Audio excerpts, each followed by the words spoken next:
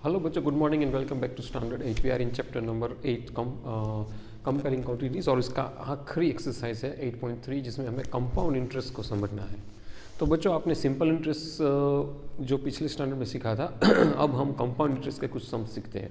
तो इस वीडियो द्वारा मैं आपको कंपाउंड इंटरेस्ट के कुछ सम सॉल्व करके मैंने यहाँ भेजे हैं। कंपाउंड इंटरेस्ट क्या है मैं पहले आपको समझा दूँ कि कंपाउंड इंटरेस्ट और कुछ नहीं है लेकिन इंटरेस्ट पर इंटरेस्ट है, वो कंपाउंड इंटरेस्ट है। जैसे सिंपल इंटरेस्ट में क्या हुआ करता था कि अगर कोई आप निश्चित रकम होती है आप बैंक में डालते हो तो उसके बदले में जो आपको मॉनिटरी रिवॉर्ड मिलता है या मॉनिटरी बेनिफिट मिलता है उसको हम इंटरेस्ट कहते थे, राइट। तो क्या जैसे कि मुझे 3 साल के लिए मैंने पैसे बैंक में डाले हैं तो 3 साल में जो भी इंटरेस्ट है वो मुझे एक साथ मिल जाता था। लेकिन कंपाउंड इंटरेस्ट पे जब आप पैसे डालोगे तो क्या होगा कि आपको हर साल आपका इंटरेस्ट कैलकुलेट किया जाएगा और जो इंटरेस्ट कैलकुलेट किया गया वो इंटरेस्ट प्रिंसिपल अमाउंट में ऐड करके दूसरे साल का वो इंटरेस्ट बनेगा। मतलब आपका जब ब्याज है उसके ऊपर भी आपको ब्याज मिल रहा है। तो इंटरेस्ट का इंटरेस्ट है वो कंपाउंड इंटरेस्ट है। तो ये चीज़ आज हमें सीखनी है कि उसका कैलकुलेशन कैसे होता है। ऑलरेडी मैंने इसका इंट्रो पार्ट में इसकी फॉर्मूलाज आपको बता दी है किस तरह से करते हैं। तो इसमें 2 इंपॉर्टेंट पार्ट है कि कंपाउंड इंटरेस्ट 2 तरीके से कैलकुलेट किया जाता है। उसके दोनों सम्स मैंने यहाँ पे आपको सॉल्व करके भेजे, एक एनुअली और एक हाफ ईयरली। तो एनुअली किस तरह से कैलकुलेट किया जाता है और हाफ ईयरली कैसे कैलकुलेट किया जाता है यहाँ पे मैंने सॉल्व करके समझे। तो इसको अच्छी तरह से समझो। सबसे पहले यहाँ पे मैंने कि आपको जो प्रिंसिपल अमाउंट है 12,600, राइट, और 2 साल के लिए 10% पर मुझे कंपाउंड इंटरेस्ट कैलकुलेट किया जाता है तो मुझे अमाउंट क्या होगी वो कैलकुलेट करना है। अमाउंट ऑलरेडी अभी आपको पता है, principal plus interest is amount. तो यहाँ पे जो हमें फॉर्मूला दी गई है उसमें डायरेक्टली आपको अमाउंट मिल जाती है। तो amount is equal to P 1 + r/100n, जहाँ पे पी प्रिंसिपल है, r रेट ऑफ इंटरेस्ट है और n नंबर ऑफ ईयर्स है।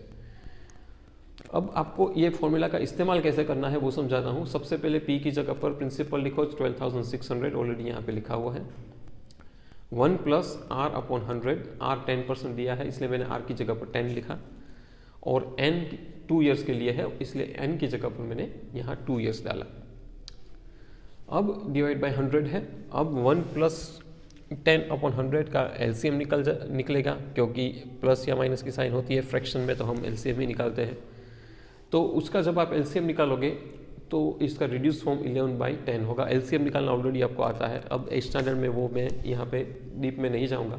12,600 अब यहाँ पे हो गया, इसका सिंप्लीफाइड फॉर्म एलसीएम निकाल कर 11/10 हुआ और ऊपर जो पावर 2 है वो यहाँ आपको लिखना पड़ेगा क्योंकि 2 साल है इसलिए। अब आगे क्या करेंगे प्रोसीजर कि 12,600 है उनको आप यहाँ पे 2 पावर है मतलब 2 साल के लिए इसलिए 11/10 मल्टीप्लाई बाई 11/10 2 बार करेंगे।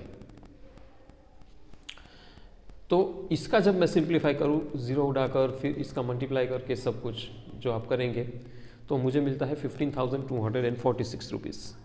तो दिस इज़ माई अमाउंट और क्वेश्चन में अमाउंट ही पूछा गया है और बेसिकली ये फॉर्मूला डायरेक्ट अमाउंट दे देती है हमें।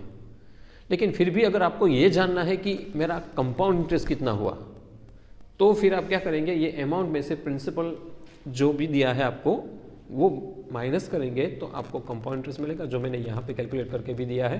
15,246 is your amount minus your principal 12,600, you will get 2,646 as compound interest. क्योंकि अमाउंट में क्या होता है, प्रिंसिपल प्लस इंटरेस्ट होता है तो ये अमाउंट मिल जाती है। तो अगर मुझे इंटरेस्ट चाहिए तो मैं क्या करूँगा, अमाउंट में से प्रिंसिपल निकाल दूंगा तो बाकी का जो है वो डेफिनेटली आपको इंटरेस्ट बचेगा, that is equal compound interest. तो ये फॉर्मूला का इस्तेमाल इस तरह होता है। यहाँ से आपको क्या डायरेक्टली आपको अमाउंट मिल जाती है, कंपाउंड इंटरेस्ट भी मिल जाता है। तो ये फॉर्मूला एक शॉर्टकट ट्रिक है।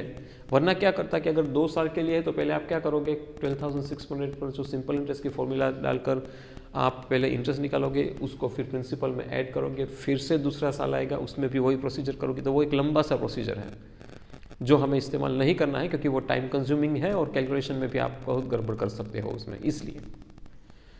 अब एक और सम है यहाँ पे, ये एग्जाम्पल 11 था, यहाँ पे एक टेक्स्ट बुक में ही एग्जाम्पल 12 दिया है जिसमें आपको half yearly compound interest calculate करना है। तो कैसे करेंगे, क्योंकि कंपाउंड इंटरेस्ट 2 तरीके से कैलकुलेट किया जाता है, एक एनुअली और एक हाफ ईयरली।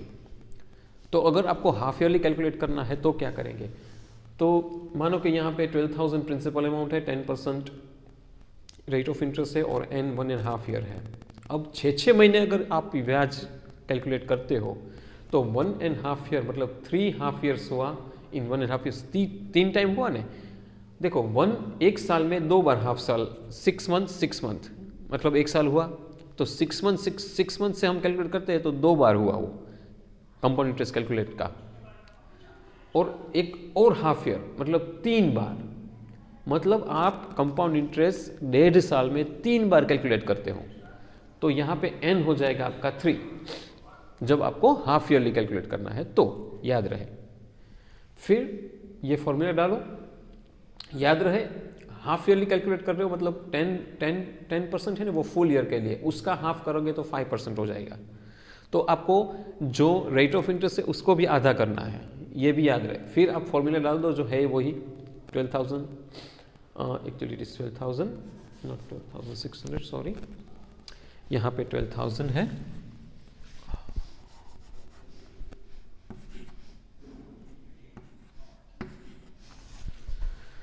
तो 12,000 1 + 5/100 करेंगे, मैं करूँगा यहाँ के, क्योंकि रेट ऑफ इंटरेस्ट आधा हो गया, और यहाँ पे 3 इसलिए कि 6 महीने 1.5 ईयर में 3 बार आते हैं इसलिए।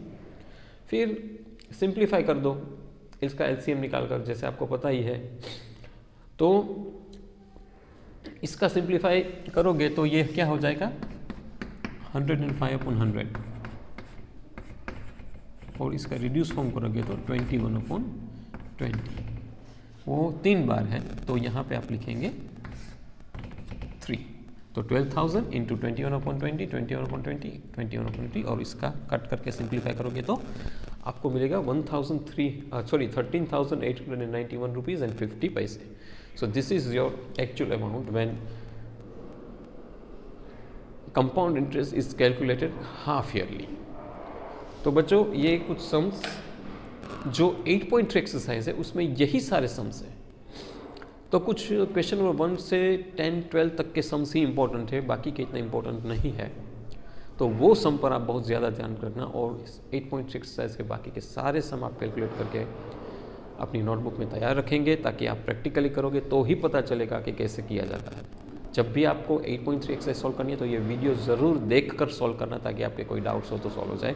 फिर भी कोई अगर सम्स नहीं होते हैं तो मुझे ग्रुप में ज़रूर भेजना, मैं सॉल्व करके भेजूंगा। Thank you very much for listening me.